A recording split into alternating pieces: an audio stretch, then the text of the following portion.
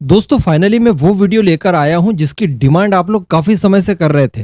और यकीन मानिए इतना बड़ा इत्तेफाक हुआ है कि ये वीडियो बनाने के लिए मैं मजबूर हो गया। देखिए, ये वही समय है जिस समय भारत को एक बॉम्बर एयरक्राफ्ट की आवश्यकता महसूस हो रही है, जिसकी वजह से भारत कई सारे काम एक साथ कर सकता है। जी हाँ, देखिए पहले तो हम लोग ये बात कर लें कि बॉम्बर किस तरह से आज हमें मदद कर सकता है। तो मैंने आपको रिसेंटली बताया था कि हम लोग अमेरिका से 6 की संख्या में एडिशनल P-8I एयरक्राफ्ट खरीद रहे थे, जो कि मेरीटाइम पेट्रोलिंग का काम करते हैं और साथ ही साथ सबमरीन्स को हंट करते हैं। और इसी के साथ साथ देखा जाए तो KA-26 हेलीकॉप्टर भी हम लोग रशिया से प्रोक्योर करने वाले थे, लेकिन ये दोनों ही डील्स हमने कैंसिल कर दी।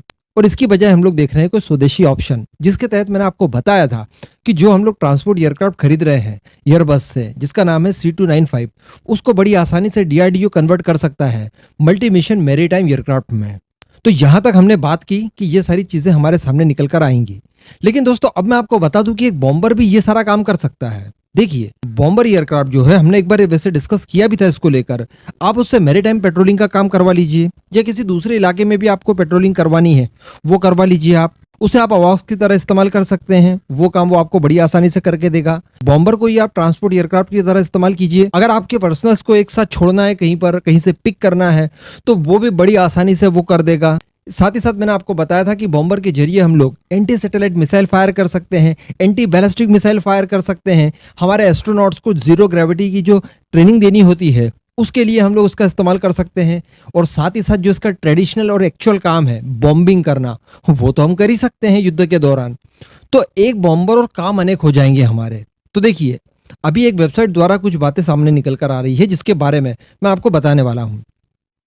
एक वेबसाइट के द्वारा ये कहा गया है कि नेवी को अब चूंकि P-8I नहीं खरीदने हैं, डिफेंस एग्जीक्यूशन काउंसिल ने चूंकि इस डील को कैंसिल कर दिया है, तो अब इसके लिए स्वदेशी ऑप्शन ढूंढे जा रहे हैं, जिनके लिए एक तो C295 का था जो मैंने आपको बताया। साथ ही साथ नेवी ये चाहती है कि DRDO ने जो नेत्रा वॉक्स बनाए हैं वो भी हम लोग C295 के साथ या तो जोड़ दें, बराबर। तो ये दोनों ही काम कर पाएगा। या फिर इसके अल्टर में नेवी ये चाहती है कि कोई ऐसा एयरक्राफ्ट हम लोग बाहर से खरीदें या फिर खुद डेवलप करें, जो कि C295 से भी ज्यादा अच्छे से काम कर पाए मैरीटाइम पेट्रोलिंग का।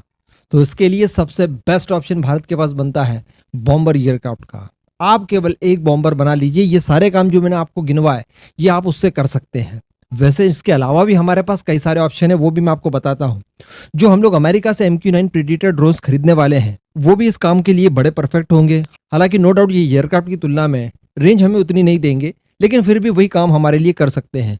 तो बताया जा रहा है कि ये डील को हम लोग कंटिन्यू करेंगे। इसी के साथ साथ रुस्तम 2 जो हमारा है, जो कि DRDO ने डेवलप किया है, उसका भी एक नेवल वर्जन खोजा जा रहा है, यानी उस ड्रोन को भी नेवी इस काम के लिए इस्तेमाल कर सकती है। इसी के साथ साथ दोस्तों मैंने आपको बताया था कि भारत में एक स्वदेशी लेवल पर हाई एल्टीट्यूड लॉन्ग एंड्योरेंस का एक ड्रोन बनाया जा रहा है, हेल क्लास का ड्रोन।